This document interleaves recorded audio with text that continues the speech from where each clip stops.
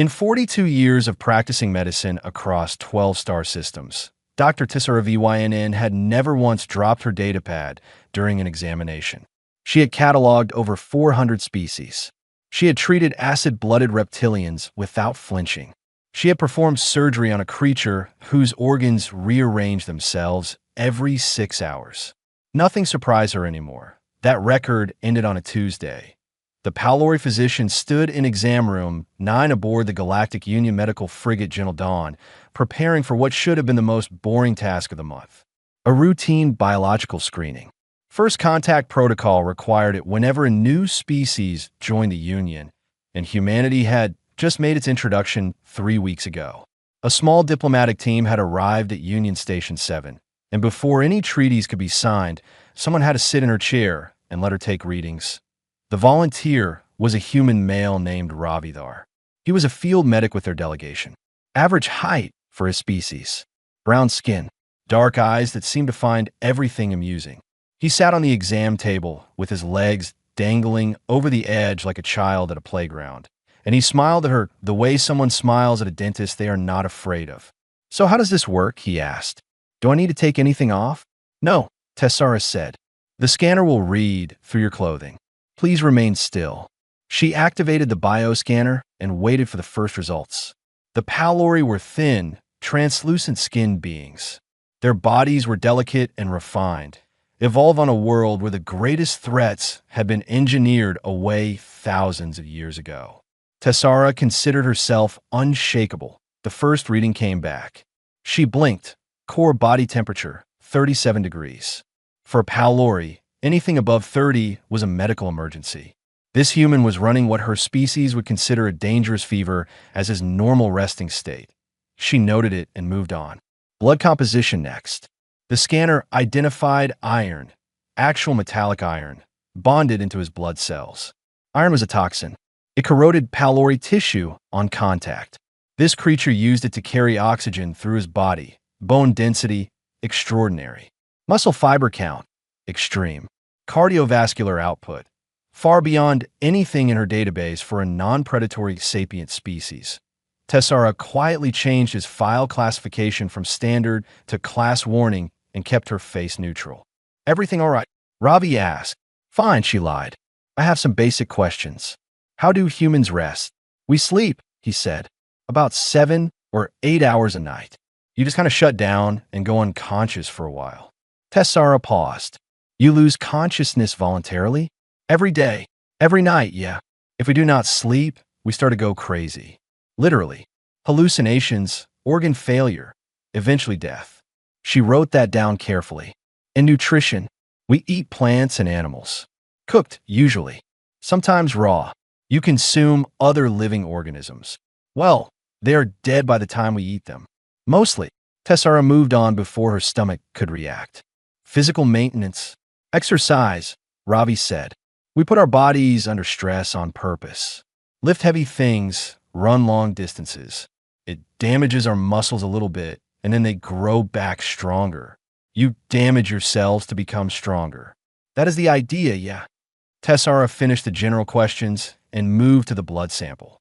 Ravi held out his arm without hesitation. She drew a small vial and placed it under the deep tissue scanner. The results populated her screen almost instantly, and then she saw them. Millions of them. Tiny, distinct organisms swimming through his bloodstream alongside his red blood cells. Different shapes, different sizes. Some were consuming things. Some were producing chemical signals. Some were attached to larger structures she could not immediately identify. Her datapad nearly slipped from her fingers. "Mr. Thar," she said slowly, "are you aware that your bloodstream contains millions of foreign organisms?" Ravi glanced at the screen. "Oh, those? Yeah. You're carrying what appears to be a massive parasitic infection. I need to begin treatment immediately." Ravi laughed. Not a nervous laugh. A real one. The kind of laugh someone makes when a child says something innocent and wrong. "Those are not parasites, Doc," he said. Tessara stared at him. "Then what are they?" "That is my immune system." He leaned forward slightly, still smiling. "You want me to explain how it works?" Tessara looked at the screen again. The tiny organisms were moving with purpose. Some of them were surrounding a foreign microbe she had not even noticed, closing in on it from all sides. As she watched, they tore it apart, consumed it, destroyed it completely. Then they moved on, hunting for more. This was happening inside him right now. While he sat there smiling at her, she pulled up a chair. Her assistant, a young Palori intern named Finn, stood in the corner with wide, translucent eyes, clutching his own datapad like a shield. "Yes," Tessara said quietly. "I think you had better explain." Ravi settled back on the exam table, completely relaxed, completely unaware that what he was about to describe would change galactic medicine forever. "All right," he said. "So, where we come from, everything is trying to kill us." Nobody in the history of Galactic Union medicine had ever used the word battlefield to describe the inside of a living body. Tessara was beginning to understand why.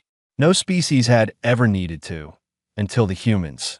Ravi sat on the exam table with his hands resting on his knees, speaking in the easy tone of someone explaining how to change a tire. The words coming out of his mouth, however, belonged in a war report. "So the thing about Earth," he said, "is that every surface, every drop of water, every breath of air is full of things that want to get inside you and eat you alive. Bacteria, viruses, fungi, parasites. Billions of them. They are everywhere. They're on this table right now. Actually, they came in with me." Finn, the young intern standing in the corner, took a very deliberate step backward. Tessara kept her voice steady. "And your species has no environmental controls? No atmospheric purification. We do now in some places, but for most of our history, no. We just had to deal with it. So our bodies built an army." He pointed at the scanner screen where his blood sample was still displayed. "See those big ones? Those are macrophages. They're like the frontline soldiers. When something gets into the body that should not be there, macrophages find it and eat it. They just swallow it whole and dissolve it with chemicals." Tessara watched the screen. A large cell was indeed engulfing a smaller organism, wrapping around it completely, absorbing it into itself. The foreign organism struggled for a moment, then went still, dissolved from the inside. "What happens to the macrophage?" she asked. "It keeps going. Finds the next one. Eats that too. How many can it consume? Depends. Some of them eat dozens before they die. When they finally break down, their remains become part of what you see as pus. That yellowish stuff is basically a pile of dead soldiers and dead enemies mixed together." Finn made a small sound. Tessara did not look at him. She could not look away from the screen. Ravi continued. "Now, macrophages are just the basic troops. The real specialists are the T cells." He pointed to smaller, faster-moving cells in the sample. "These are the coordinators. When the macrophages find an invader, they send chemical signals, like alarms, and the T cells respond. Helper T cells organize the attack. They figure out what the enemy is and call in the right units. And the killer T cells?" Tessara asked, reading the label on her scanner. "Those are exactly what they sound like. When a cell in your body has already been infected, when the enemy has gotten inside one of your own cells and is using it to make copies of itself, killer T cells find that cell and destroy it." Tessara set her datapad down. "They destroy the infected cell? Your own cell?" "Yes. The body sacrifices its own tissue to stop the infection from spreading. It is like burning a house to stop a fire from reaching the village." The room went quiet for a moment. Tessara could hear the hum of the station's air recyclers. She had treated species that surrendered entire limbs to save themselves from infection. But those were emergency amputations. The humans did this at the cellular level, automatically, thousands of times a day, without even knowing it. "There is more," Ravi said, almost apologetically. "When the infection is really bad, the body has another option. Fever. I noticed your baseline temperature is already extremely high, right? 37 degrees is normal for us. But when the immune system detects a serious threat, it cranks the temperature up even higher. 39, 40, sometimes 41 degrees.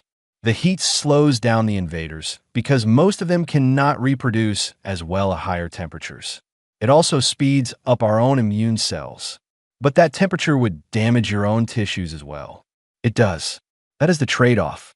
The body basically sets itself on fire from the inside to kill whatever is attacking it. If the fever gets too high, it can cause brain damage or death. But usually the immune system knows what it is doing. Usually, Tessara repeated. Yeah, usually. She pressed her fingertips against her temples.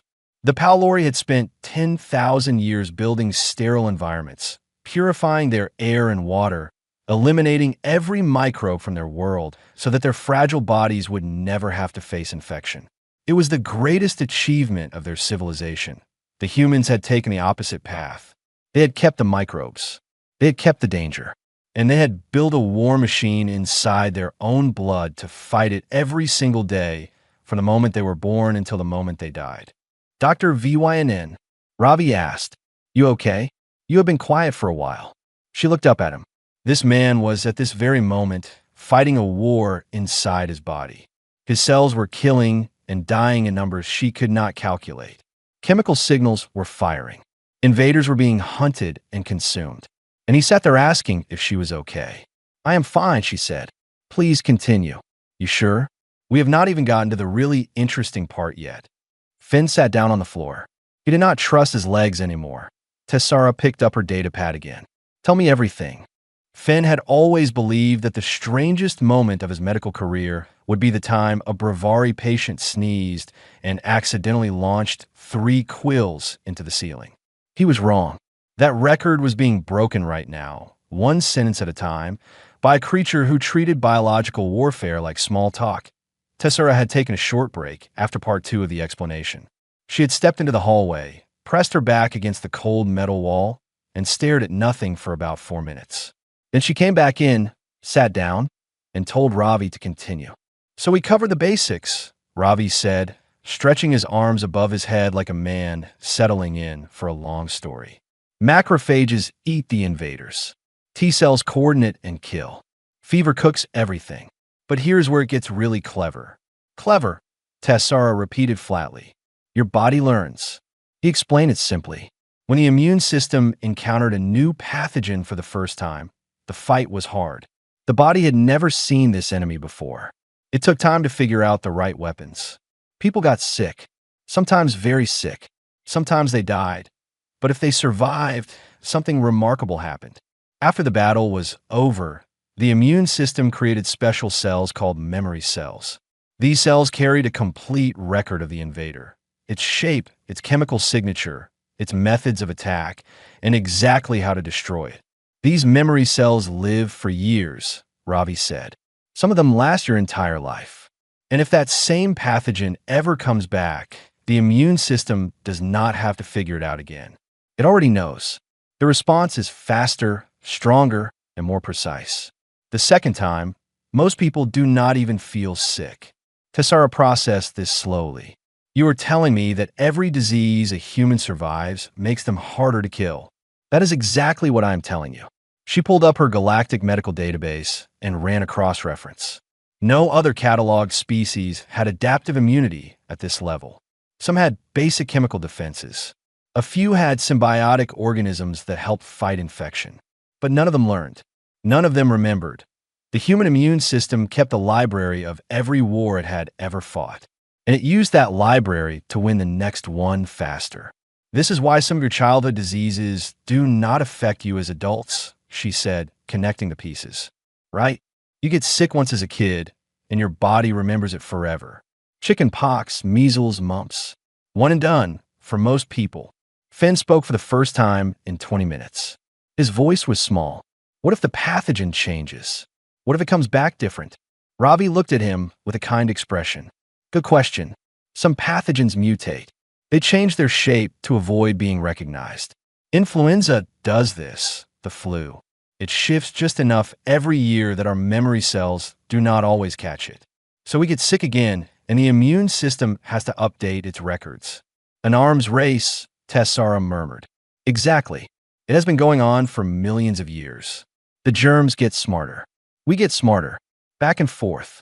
Then Ravi said something that made Tessara grip the edge of her desk. "But we found a shortcut." He explained vaccination. The concept was so alien to Palori medicine that Tessera had to ask him to repeat it 3 times. Humans took a pathogen, a real, deadly disease organism, and they weakened it, or killed it, or took it apart, and kept only the pieces that the immune system needed to recognize. And then they injected it into their own bodies. On purpose. Into healthy people. Into children. You infect your cells, Tessera said.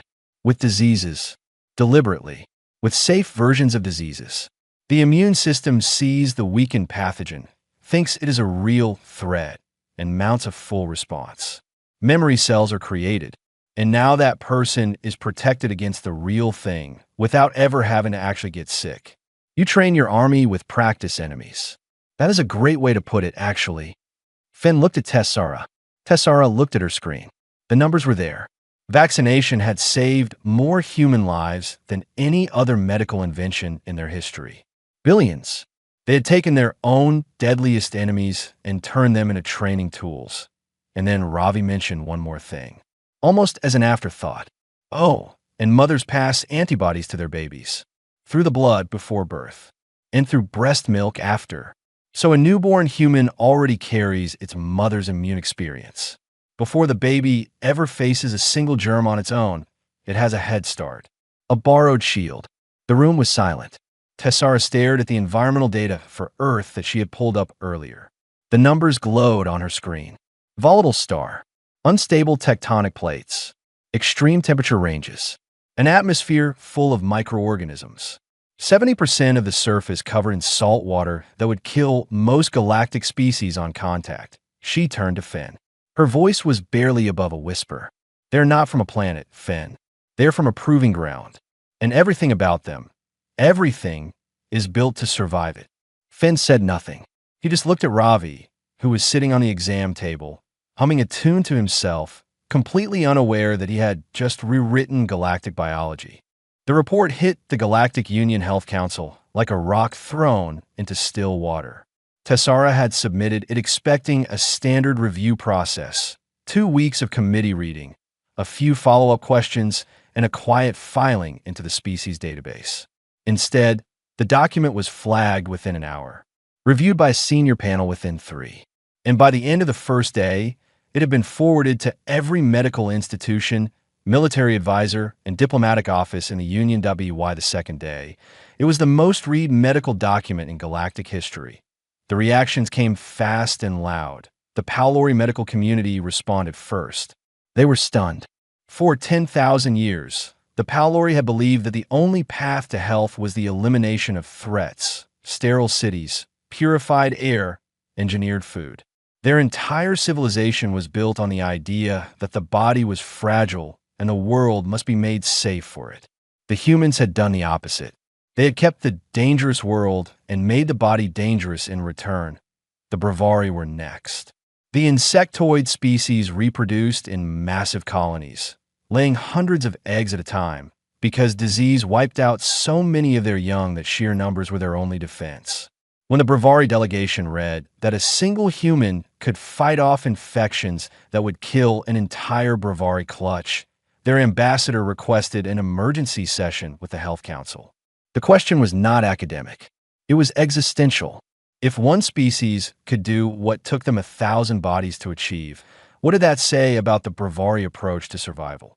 But it was the Dorvani who reacted with the most fear. The crystalline species existed inside, sealed, atmosphere, suits at all times. Their lattice-based biology was so fragile that even mild bacteria could cause structural fractures in their bodies. A common cold, by human standards, would shatter a Dorvani from the inside out.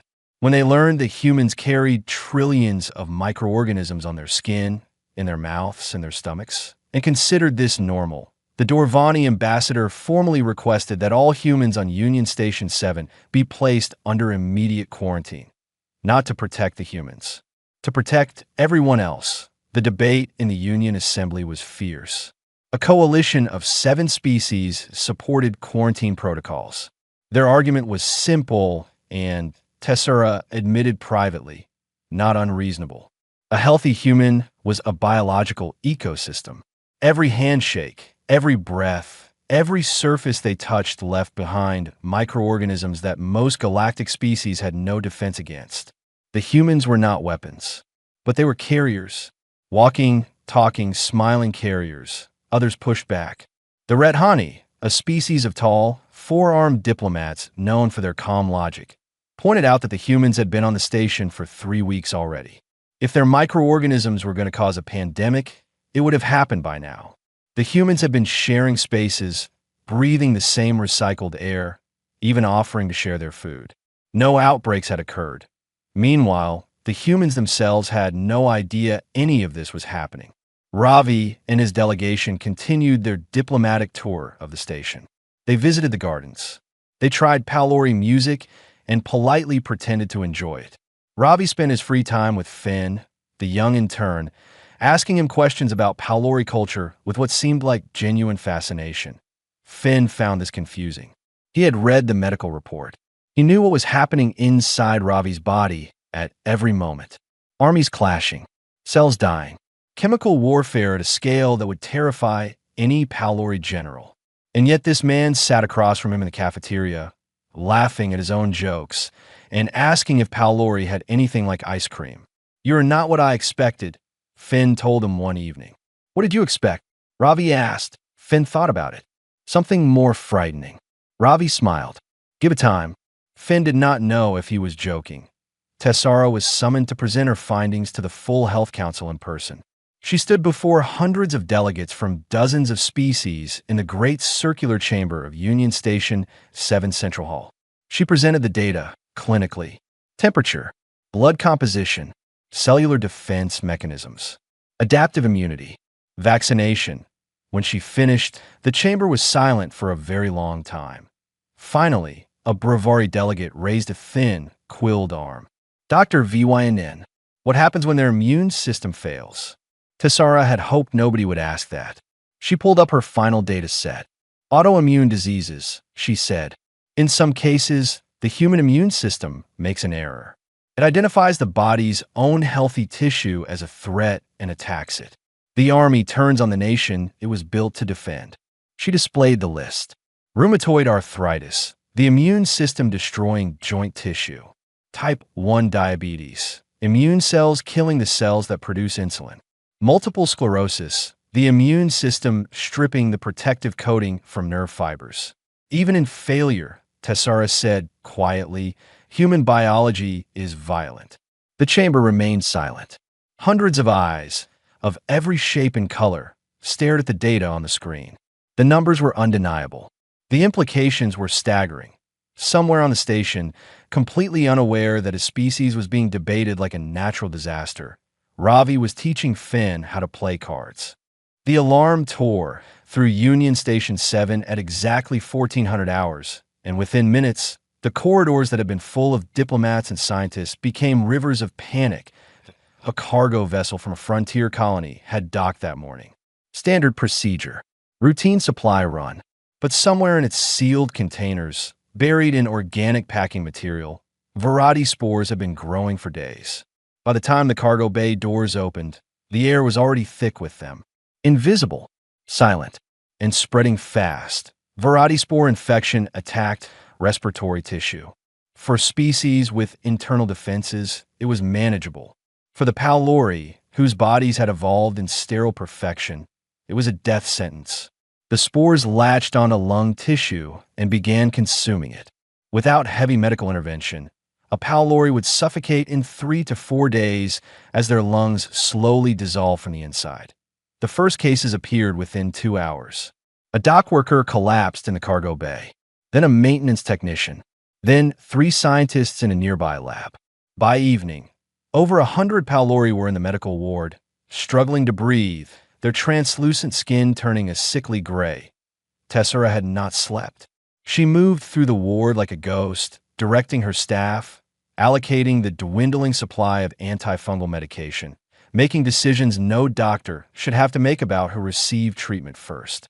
The station had enough medicine for maybe 200 patients.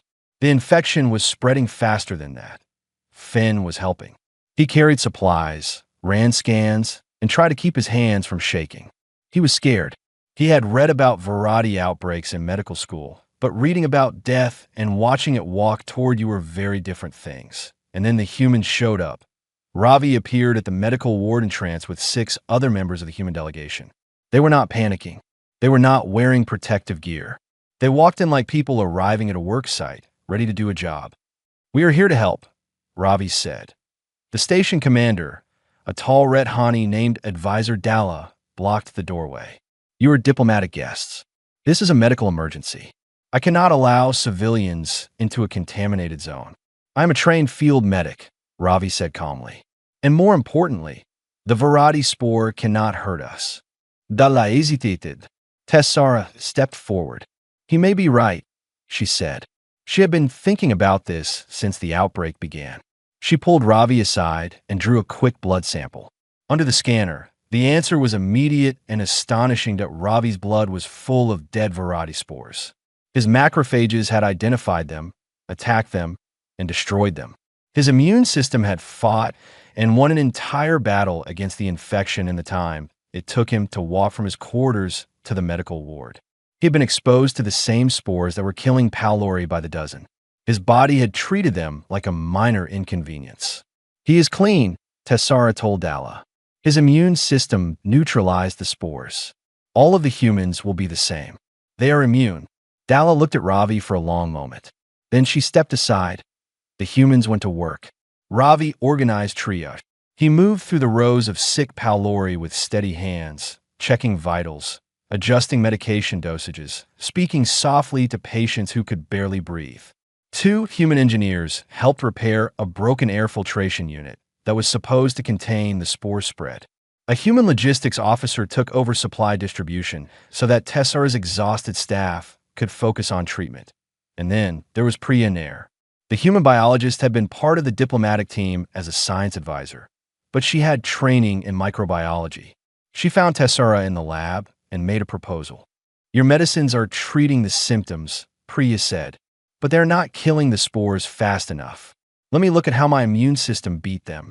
If we can figure out what my white blood cells use to destroy the spores, we might be able to synthesize something that works for Palori biology." They worked together through the night. Priya's blood samples became a roadmap. Her macrophages had produced a specific enzyme to break down the spore walls, something no Palori medication had ever targeted. With Tessara's knowledge of Palori physiology and Priya's understanding of immune chemistry, they engineered a new antifungal compound by morning.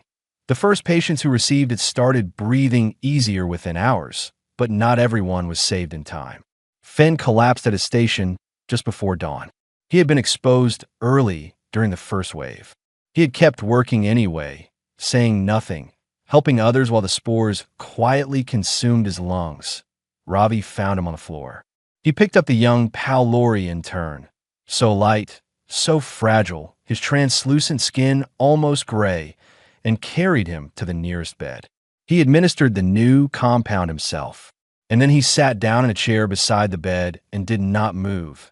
Tessara found him 6 hours later. Fen was unconscious, breathing shallow but steady. The compound was working. He would survive. And Ravi was still there, one hand resting gently on the edge of the bed, watching the monitors, adjusting the drip line when it slowed, talking softly to a boy who could not hear him. She stood in the doorway and watched. This man's body had destroyed the variety spore without effort. His species carried armies in their blood. They set themselves on fire to kill infections. They injected their children with diseases to make them stronger. And here he sat, holding vigil over a boy from another world. Because that was what humans did. They fought, and then they stayed. 312 lives. That was the final number. 312 Palori, Bravari, and Ret Hani, who had been pulled back from the edge of suffocation by a compound that had not existed 30 hours earlier. A compound built by studying the blood of a species that the Galactic Union had been debating whether to quarantine. Finn woke up on the second morning after the outbreak. The first thing he saw was the ceiling of the medical ward. The second thing he saw was Ravi, asleep in the chair beside his bed, still wearing the same clothes from 2 days ago. His hand was resting near the edge of the bed, close enough to reach the monitor controls without standing up. Finn stared at him for a while. This strange, warm, impossible creature. His body was a war zone. His blood was a graveyard of defeated invaders. His immune system had destroyed the variety spore the way a person swats a fly, without thought, without effort, without even noticing. And instead of resting, instead of celebrating his own invulnerability, he had carried a Palori intern to a hospital bed and refused to leave. Finn reached out and tapped Ravi's arm. The human woke instantly, alert, his eyes scanning the monitors before they found Finn's face. "Hey," Ravi said. "Welcome back." "You stayed," Finn said. His voice was rough and weak. "Of course I stayed." "Why?" Ravi looked at him like the question made no sense. "Because you needed someone to stay." 2 decks above them, Tessara sat alone in her office. The crisis was over. The spore had been contained. Priya's compound was being synthesized in bulk for distribution across the Union. The station was recovering, but Tessara was not writing containment reports. She was rewriting her original medical assessment of humanity. The first version, the one that had set the galaxy on fire, was sitting in a folder on her desk. She opened it and read through it one more time. It was accurate. Every word of it was accurate. Core temperature, dangerous. Blood composition, toxic. Internal defense system, violent, adaptive, relentless. It was also completely wrong. Not wrong in its data. Wrong in what it missed. A report that described human biology without describing human behavior was like describing a star by listing its chemical elements. Technically correct, but it told you nothing about the light. She deleted the old file and started over. The new title read, "On the Resilience and Compassion of the Human Species." She wrote about the immune system. She wrote about the macrophages and the T cells and the fevers and the vaccinations. She kept all the biology because it mattered. But then she wrote about what had happened during the outbreak. She wrote about Ravi organizing triage within minutes of arriving, moving through rows of dying Palori with the calm focus of someone who had seen suffering before and had decided long ago that the only acceptable response was action. She wrote about Priya working for 30 straight hours, surviving on nothing but water and determination, to reverse engineer a cure for a species she had met 9 days ago. She wrote about the human volunteers who had carried sick Bravari to the medical bay. The Bravari had defensive quills, sharp biological needles that extended involuntarily when the host was in distress. The humans who carried them came away with bleeding hands and forearms, punctured by dozens of quills. They did not stop. They did not complain. And Tessara noted in her report that by the time the volunteers returned for their second trip, the wounds on their hands were already closing, clotting, healing, the human body repairing itself in real time while its owner walked back into danger to carry another stranger. She wrote it all down. Every piece of it. 3 days later, she stood before the Health Council again. The same circular chamber, the same hundreds of delegates, the same silence, but this time it felt different. Heavier, more aware. Tessara presented the revised report. She walked through the biology again, briefly. Then she walked through the outbreak, the treatment, the volunteers, the vigil. When she reached her conclusion, she paused and looked out across the chamber. The humans were shaped by a world that tried to kill them every single day, she said. Their biology is a record of 10,000 wars fought and won at the cellular level. They carried death inside them, and they turned it into a shield. She took a breath.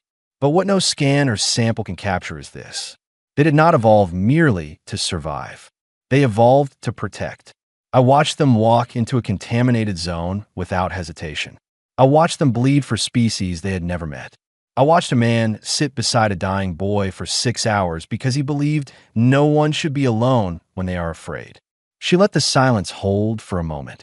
It is my recommendation that the Galactic Union not quarantine humanity. It is my recommendation that we welcome them. Not because they are safe. They're not safe. They will never be safe. But the galaxy has never had guardians like this before. And we need them. The vote was not unanimous, but it was overwhelming. The quarantine proposal was rejected. The humans would stay. That evening, Ravi and Finn sat together in the station's observation lounge. The viewport stretched from floor to ceiling, showing a field of stars so dense it looked like spilled light. The station hummed quietly around them. The crisis was over. The dead had been mourned. The living were healing. Finn was wrapped in a thermal blanket, still recovering, but his color was returning. He looked out at the stars and then at Ravi. "Are you really not afraid of anything?" he asked. Ravi laughed softly. "I am afraid of plenty of things." "Then how do you keep going? All of you. How do humans walk into danger like that, knowing what it might cost?" Ravi thought about it for a long moment. The stars reflected in his dark eyes. Somewhere inside him, his immune system was quietly doing its work, killing, cleaning, rebuilding, remembering. A war without end, fought so silently that he would never hear it. "I guess we just decided a long time ago," he said, "that being scared is not a good enough reason to stop." Finn looked at him. Then he looked back at the stars. And for the first time since the outbreak, he was not afraid either.